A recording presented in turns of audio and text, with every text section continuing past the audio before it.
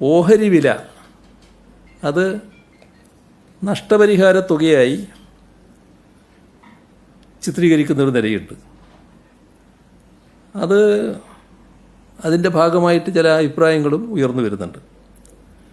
ടീകോമിന് നൽകുന്നത് നഷ്ടപരിഹാരം എന്ന നിലക്കല്ല, ഇൻഡിപെൻഡൻറ്റ് വാല്യുവറാണ് ഈ തുക തീരുമാനിക്കുന്നത്.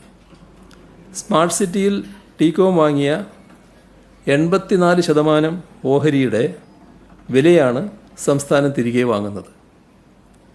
ലീസ് റദ്ദാക്കുന്ന സാഹചര്യം വന്നാൽ ലീസ് പ്രീമിയം തുകയായ 91,52,00,000 രൂപയും അടിസ്ഥാന സൗകര്യത്തിനായി ചെലവഴിച്ച തുകയും നൽകണമെന്നാണ് ഫ്രെയിംവർക്ക് എഗ്രിമെൻറ്റിലെ വ്യവസ്ഥ.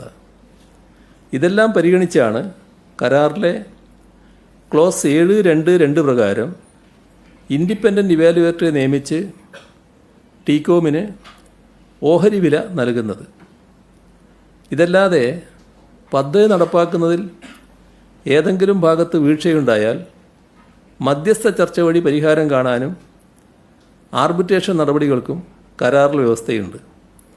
എന്നാൽ ആർബിട്രേഷൻ നടപടികളും നിയമത്തിൻ്റെ നൂലാമാലകളും ഒഴിവാക്കി എത്രയും വേഗം IT വികസനത്തിന് ഫലപ്രദമായി ഈ ഭൂമി വിനിയോഗിക്കുക എന്നതാണ് സർക്കാർ കാണുന്നത്. അതിനാണ് ഇത്തരമൊരു തീരുമാനമെടുത്തിട്ടുള്ളത്.